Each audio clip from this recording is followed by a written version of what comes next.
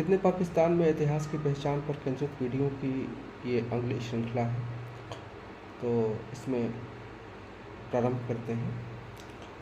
देखिए, जो अस्मिताएं होती हैं सामान्यतः व्यक्ति की जो मानव अस्मिता होती है, यानी जिन अस्मिताओं को हम निर्मित करते हैं वे व्यक्ति की मानव अस्मिता को अर्थहीन समझकर या बनाकर शोषक सत्ता का अंग बन जाती हैं या अपना अलग आतंक चक्र चलाती हैं। अतः बेहतर यही है कि मानव जाति के साझे इतिहास की पहचान की जाए। इस क्रम में मिले प्रमाणों को विवेचित विश्लेषित किया जाए। इतिहास विरोधी शक्तियों को चिन्हित करना भी आवश्यक है। ध्यान रहे कि ये सारी प्रक्रियाएं वस्तुगत ही होनी चाहिए। हम वस्तुगत होने की कोशिश ही कर सकते हैं। वस्तुगत होने का दावा या ये इस प्रकार का कोई साइंटिफिक प्रूफ नहीं होता है कि इतिहास की पहचान हो या कोई भी हम रिसर्च में लगे हुए हैं या कोई भी चीज़ कर रहे हैं तो वस्तुगत ही होगी।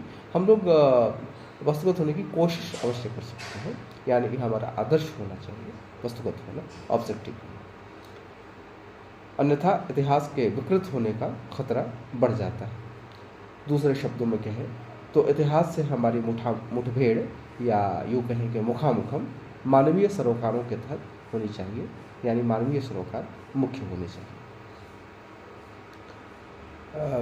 इतिहास पर न तो शांत और प्रेम का एकाधिकार रहा है और न ही युद्ध और घृणा का, पर भविष्य को ध्यान में रखकर की गई इतिहास की पहचान उनके कारणों और परिणामों की छानबीन करती है और इस क्रम में मानवता के हित की शुभेच्छा को सर्वोच्चता प्रदान की जाती है, चाहे व्यवस्था का स्वरूप कुछ भी क्यों न हो। यदि आम जन सुखी न हो तो वह इतिहास के लिए प्रकारांतर से अवनतिकारक ही होती है। याद रखना होगा कि इतिहास शिव नहीं है जो गरल यानी विष को धारण कर अमृत उपलब्ध कराता रहेगा। अशिव यानी अमंगल, यानी दोष, यानी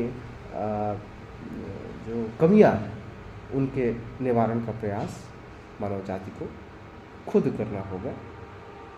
क्योंकि बाहर से कोई यदि हम देखें कि बाहर शक्तियां आकर के हमें सहायता करती हैं तो इस प्रकार का कुछ ऐसा होता नहीं है। हमें सारे